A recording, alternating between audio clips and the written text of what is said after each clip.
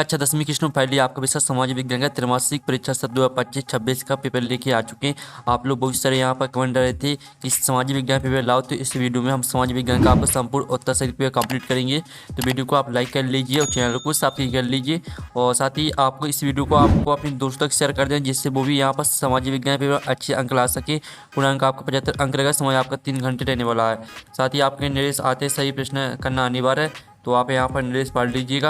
आप प्रश्न पहला आता सही विकल्प का चयन कर लिखिए, जो कि आपके 6 नंबर के रहेंगे। तो पहला आता संसाधन जो एक क्षेत्र में पाए जाते हैं लेकिन उनका उपयोग नहीं होता कहलाते हैं। तो आपका आता नवीकरणीय संसाधन, बात संभाव्य संसाधन, और साथ आपका जैविक संसाधन और दाता चक्रीय। तो यहाँ पर संसाधन जो एक क्षेत्र में पाए जाते हैं लेकिन उनका उपयोग नहीं होता कहलाते हैं, तो इसका आंसर आपका संभाव्य संसाधन हो जाएगा। ठीक है। फिर आपका दूसरा आता बांधों को आधुनिक भारत का मंदिर किसने कहा। तो आपका आता महात्मा गांधी, बात जवाहरलाल नेहरू, और साथ आपका भगत सिंह और दाता लाल बहादुर शास्त्री। तो यहाँ बांधों को आधुनिक भारत का मंदिर किसने कहा, तो इसका आंसर आपका इसका आंसर जवाहरलाल नेहरू हो जाएगा। फिर आपका तीसरा आता आंखों पर पट्टी बंधे हुए और तराजू लिए हुए महिला किस बात का प्रतीक है। तो आपका आता न्याय, बात आपका स्वतंत्रता, सा ऑप्शन आपका शांति दिया गया और दा ऑप्शन आपका साक्षरता दिया गया है। तो तीसरे का आंसर आपका रहेगा न्याय। फिर चौथा आता चोरी चोरा की घटना कब हुई थी। तो आपका इसका ऑप्शन आता 5 फरवरी 1922 में, और बात 8 नवंबर 1924 में 24 ईस्वी। और फिर आपका सा ऑप्शन आता 10 फरवरी 1927 ईस्वी, और दा ऑप्शन आता 9 अप्रैल 1930 ईस्वी। तो आपका जो यहाँ पर दिया गया चोरी चोरा की घटना कब हुई थी, तो चौथे का आपका राइट आंसर रहेगा 5 फरवरी, ठीक है, 1922 ईस्वी। फिर आपका पाँचवा आता यूरोपीय संघ का मुख्यालय है।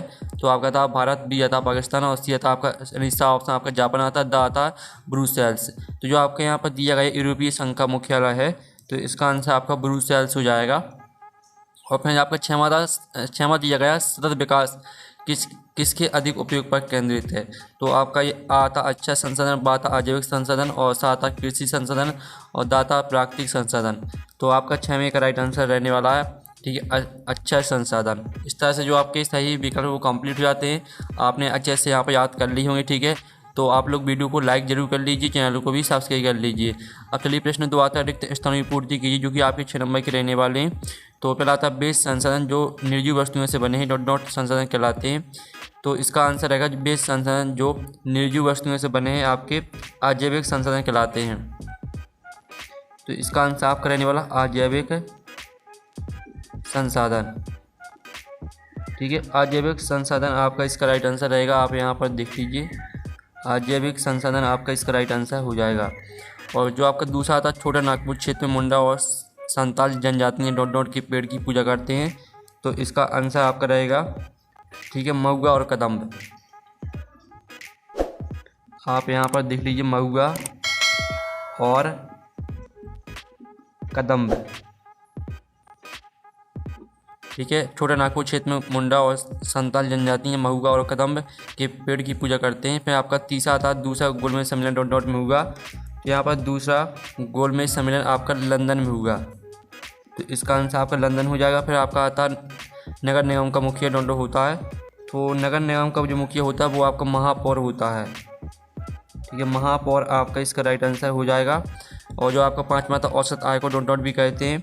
तो यहाँ पर औसत आय को प्रति व्यक्ति आय भी कहते हैं। ठीक है, प्रति व्यक्ति आय।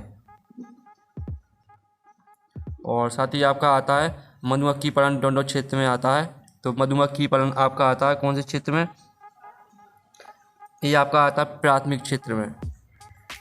ठीक है, प्राथमिक क्षेत्र आपका इसका राइट आंसर रहेगा, प्राथमिक क्षेत्र। आप यहाँ पर देख लीजिए, प्राथमिक हो जाएगा आपका, यहाँ पर प्राथमिक क्षेत्र में आता है। ठीक है, तो इस तरह से जो आपके रेगिस्तान है वो कंप्लीट हो जाते हैं। और साथ ही आप इनके स्क्रीनशॉट ले सकते हैं। आप प्रश्न आपका आता 3 निम्नलिखितों की समझ सत्य असत्य लिखी, जो कि 6 नंबर के रहेंगे। तो पहला था भारतीय वन्य जीव अधिनियम 1972 में लागू किया गया। तो पहला आपका सत्य रहेगा। फिर आपका दूसरा आता है भोपाल झील का निर्माण 17वीं शताब्दी में हुआ था। तो आपका यह सत्य हो जाएगा। और जो आपका यहाँ पर दिया इटली की एकीकरण में अंतिम बांधा रोग था। तो तीसरा आपका सत्य रहेगा। फिर आपका चौथा आता बेल्जियम यूरोप का एक छोटा सा देश है। तो चौथा आपका रहने वाला है। तो स्टूडेंट जो आपके यहाँ पर चौथा रहेगा वो आपका सत्य रहेगा। फिर 5वां आता है समवर्ती सूची में 97 विषय हैं, तो आपका यह असत्य हो जाएगा। और जो आपका 6वां आता प्राथमिक क्षेत्र और द्वितीयक क्षेत्र का उपयोग सकल घरेलू उत्पाद देता है, तो आपका यह असत्य रहेगा। इस तरह से जो आपके 7 असत्य वो कंप्लीट हो जाते हैं।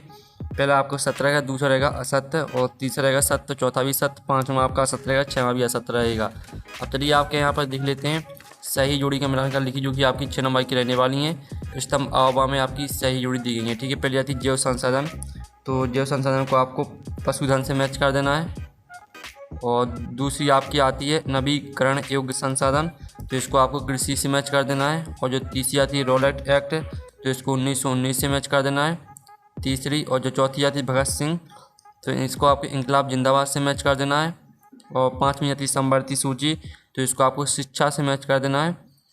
और जो 6वीं आती है राज्य सूची, तो इसको आपको वन से मैच कर देना है। ठीक है, इस तरह से जो आपकी सही जोड़ी है वो कंप्लीट हो जाती है। प्रश्न 5 आता है निम्नलिखित प्रश्न का उत्तर एक वाक्य में लिखी, जो कि आपके 6 नंबर के रहने वाले हैं। तो पहला था टिहरी में किसानों द्वारा कौन सा आंदोलन चलाया गया था, तो इसका आंसर है टिहरी में किसानों द्वारा बीज बचाओ आंदोलन चलाया गया था।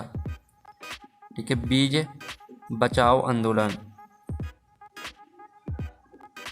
बीज बचाओ आंदोलन आपका इसका राइट आंसर हो जाएगा। और जो आपका आता नेपोलियन बोनापार्ट कौन था, तो इसका आंसर रहेगा नेपोलियन बोनापार्ट एक फ्रांसीसी सम्राट था। ठीक है, आपका इसका आंसर रहेगा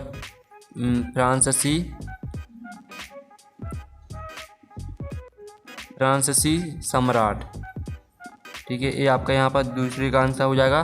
तीसरा आता बैंक ऑफ फ्रांस की स्थापना किसने की थी, तो इसका आंसर रहेगा आपका नेपोलियन बोनापार्ट। नेपोलियन, ठीक है, बोनापार्ट, ये आपका यहाँ पर राइट आंसर हो जाएगा। तो आप यहाँ पर बैंक ऑफ फ्रांस की स्थापना नेपोलियन बोनापार्ट ने की थी। और 5वां आता बेल्जियम में सामुदायिक सरकार का चुनाव कौन करता है, तो आपका यहाँ पर इसका आंसर रहेगा बेल्जियम में सामुदायिक सरकार का चुनाव एक ही भाषा बोलने वाले लोग करते हैं। ठीक है, इसका हम लिखित आंसर आपको दिखा देंगे। प्रति व्यक्ति आय ज्ञात करने का सूत्र देखिए, तो प्रति व्यक्ति आय ज्ञात करने का सूत्र होता है बराबर, ठीक है, प्रति व्यक्ति आय बराबर कुल आय बटे में कुल जनसंख्या। और जो 6वां आता अर्थव्यवस्था को कितने क्षेत्रकों में विभाजित किया गया है, तो अर्थव्यवस्था को आपके यहाँ पर 3 क्षेत्रकों में ठीक है विभाजित किया गया है। तो चलिए आपको जो लिखित आंसर है वो आपको हम दिखा देते हैं।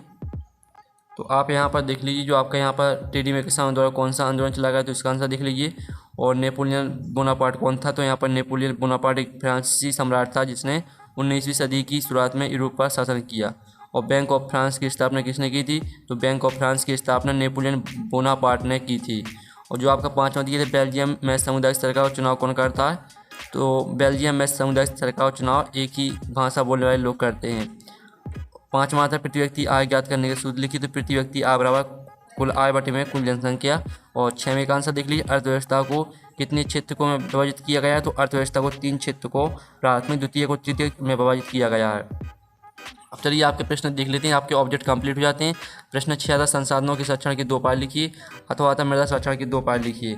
तो आप यहाँ पर देख लीजिए आपके संसाधनों के संरक्षण के 2 उपाय दिए और साथ ही मृदा संरक्षण के 2 उपाय लिख लीजिए। ठीक है, और इनका स्क्रीनशॉट ले लीजिए। फिर आपका आता 7वां समोच्च जुताई किसे कहा जाता है, अथवा आता चादर अपर्दन किसे कहते हैं। तो आप यहाँ पर देख सकते हैं आपका समोच्च जुताई दिया गया है पहाड़ी क्षेत्रों में ढलान के आर पार समोच्च रेखाओं के समानांतर जुताई करने से ढलान के साथ जल के बहाव की गति कम हो जाती है, इसे ही समोच्च जुताई कहते हैं। और इसका अथवा का आंसर देख लीजिए, जब जल का बहाव एक बड़े क्षेत्र में फैली हुई मिट्टी की ऊपरी परत को धोकर ले जाता है तो इसे चादर अपर्दन कहा जाता है। फिर आपका 8वां था परिस्थिति तंत्र किसे कहते हैं, अथवा था जैव विविधता क्या है। तो आप यहाँ पर देख लीजिए आपका परिस्थिति तंत्र की परिभाषा दी। परिस्थिति तंत्र एक ऐसा तंत्र है जिसमें किसी क्षेत्र के सभी जीवित जीव, पौधे, जानवर और सूक्ष्म जीव निर्जीव पर्यावरण, मिट्टी, पानी, वायु के साथ एक दूसरे से और अपने पर्यावरण के साथ अंतः क्रिया करते हैं। साथ ही इसका अथवा का आंसर देख लीजिए, जैव विविधता क्या। जैव विविधता का अर्थ किसी निश्चित क्षेत्र में पाए जाने वाले विभिन्न प्रकार के जीवों, पौधे, पशु और सूक्ष्म जीवों की विभिन्न प्रजातियों से है। फिर आपका 9वां आता है जब फ्रांस छींकता है तो बाकी यूरोप को सर्दी जुकाम हो जाता है, यह कथन किसका है। और साथ ही आप यहाँ पर अथवा आता उदारवाद का अर्थ बताइए। तो चलिए आप पहले तो हम 9वें प्रश्न का आंसर देख लेते हैं। यह कथन ऑस्ट्रेलिया के चांसलर ड्यूक ठीक है, मेट निर्च का है।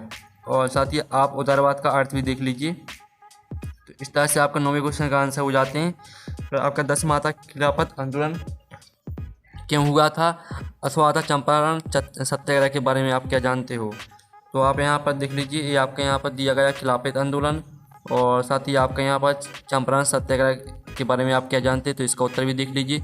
दोनों के आंसर दिए गए तो आप स्क्रीनशॉट ले सकते हैं। फिर आपका 11वां आता जलियांवाला बाग हत्याकांड पर एक संक्षिप्त टिप्पणी लिखें। और अथवा आता साइमन कमीशन एक संक्षिप्त टिप्पणी लिखें। तो आपका 11वें क्वेश्चन का आंसर देख लीजिए, ये आपका 11वें क्वेश्चन का आंसर रहेगा। तो इसका आप यहाँ पर स्क्रीनशॉट ले लीजिए, साथ ही 11वीं का अथवा देख लीजिए। फिर आपका 12वां था भारत में विकेंद्रीकरण से क्या आशा है, अथवा था 1980 के दशक में राजनीतिक संगठनों ने क्या मांग की थी।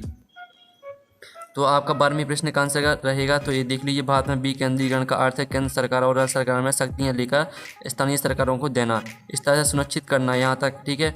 और आप यहाँ पर 1980 के दशक में राजनीतिक संगठनों में क्या मांग की थी, तो 1980 के दशक में यहाँ से लेकर मांग की थी, यहाँ तक याद कर लेना, ठीक है।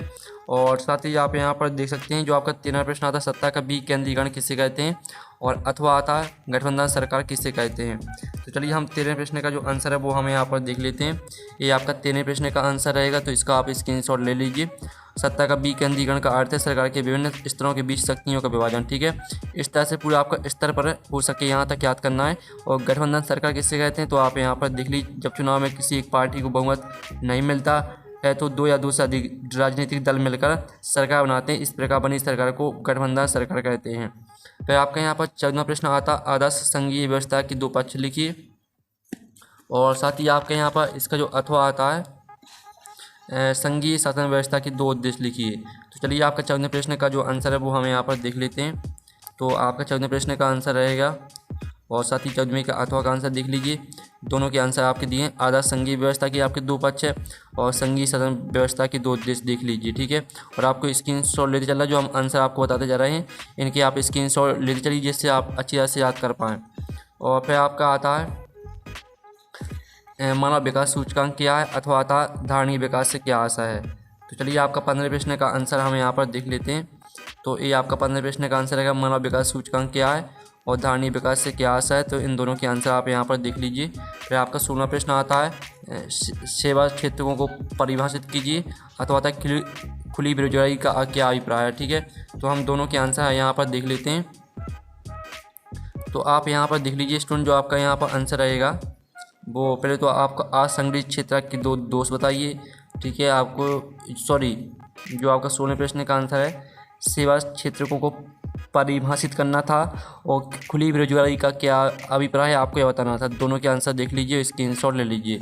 अब चलिए आपका 17वां प्रश्न हम यहाँ पर देख लेते हैं। तो 17वां प्रश्न आता असंगठित क्षेत्र के 2 दोष बताइए, अथवा आता संगठित क्षेत्र के कोई 2 लाभ बताइए। तो चलिए हम यहाँ पर दोनों के आंसर देख लेते हैं। तो ये आपके यहाँ पर 17वें प्रश्न का आंसर दिया गया, साथ ही आप 17वें का अथवा का आंसर देख लीजिए, ठीक है। आपका अथवा वाला आंसर दिया गया है, तो स्क्रीनशॉट आप ले लीजिए। फिर आपका आता एजेंट 21 क्या है, इसके मुख्य उद्देश्य लिखिए, अथवा आता बांग्ला और खतर में 3 अंतर आपको लिखना है। तो पहले तो आप यहाँ पर देख सकते हैं एजेंट 21 वाला। एजेंट 21 संयुक्त राष्ट्र पर्यावरण और विकास सम्मेलन, ठीक है, द्वारा 1992 में ब्राज़ील के रियो डी जेनेरियो में आयोजित किया गया, ठीक है। यहाँ प्राप्त करना है, यहाँ तक याद कर लेना है और इसके मुख्य उद्देश्य देख लीजिए। फिर आप यहाँ पर बांग्ला और खतर में 3 अंतर देख लीजिए, ठीक है। तो आप स्क्रीनशॉट ले सकते हैं। फिर आपका आता है भारत में वन्य जीव सुरक्षा अधिनियम 1972 द्वारा वनों की सुरक्षा का क्या प्रावधान है, लिखिए। और अथवा आता वनों को किस प्रकार से सुरक्षित किया जा सकता है, विभिन्न उपाय लिखिए। तो चलिए आपको 19वें क्वेश्चन का आंसर देख लेते हैं। तो ये आपको 19वें क्वेश्चन का आंसर रहेगा, साथ ही 19वें का अथवा का जो पहले तो आप प्रावधान देख लीजिए, फिर 19वें का अथवा देख लीजिए, ठीक है। फिर आपका 20वां आता है ग्राम सभा के प्रमुख 3 कार्य लिखिए, अथवा आता राजसंघ सूची, राज्य सूची व समवर्ती सूची को परिभाषित करना है आपको। तो ये आपके ग्राम सभा के 3 कार्य दिए गए हैं, पहला कार्य, दूसरा और तीसरा, ठीक है। तीनों कार्यों को देख लीजिए और अथवा का आंसर देख लीजिए। ये आपकी संघ सूची, राज्य सूची और समवर्ती सूची को आपको परिभाषित करना था, तीनों के देख लीजिए, संघ सूची, राज्य सूची और समवर्ती सूची। फिर आपका आता सविनय अवज्ञा आंदोलन में विभिन्न सामाजिक समूह को क्यों शामिल हुए समझाइए, अथवा आता भारत छोड़ो आंदोलन एक बृहद आंदोलन था, व्याख्या कीजिए। तो चलिए आपके 21वें क्वेश्चन का आंसर देख लेते हैं। ये आपके 21वें क्वेश्चन का आंसर रहने वाला है, तो जल्दी से आप इसका जो पूरा स्क्रीनशॉट ले लीजिए। आपको चारों हेडिंग को याद कर लेना है। और 21वें का अथवा देख लीजिए, भारत छोड़ो आंदोलन एक बृहद आंदोलन था, व्याख्या कीजिए। तो इसका उत्तर भी देख लीजिए। फिर आपका आता है राष्ट्रीय ग्रामीण रोजगार गारंटी 2005 अधिनियम के प्रावधान बताइए, अथवा आता है तो अथवा देख लीजिए। तो आपका ये 22वें क्वेश्चन का आंसर रहने वाला है, इसका आप स्क्रीनशॉट ले लीजिए। ये रहेगा आपका 22वें क्वेश्चन का आंसर, और ये आपका 22वें के अथवा का आंसर रहेगा। फिर आपका 23वां क्वेश्चन आता है जिसमें आपको भारत के मानचित्र में दर्शाना है, तो इसका आंसर आप खुद कर लीजिएगा। तो इस तरह से जो आपका पेपर है पूरा कंप्लीट हो जाता है। चैनल को सब्सक्राइब कर लीजिए और वीडियो को लाइक कर लीजिए। ठीक है, तो हम नेक्स्ट वीडियो में मिलते हैं। Thanks for watching.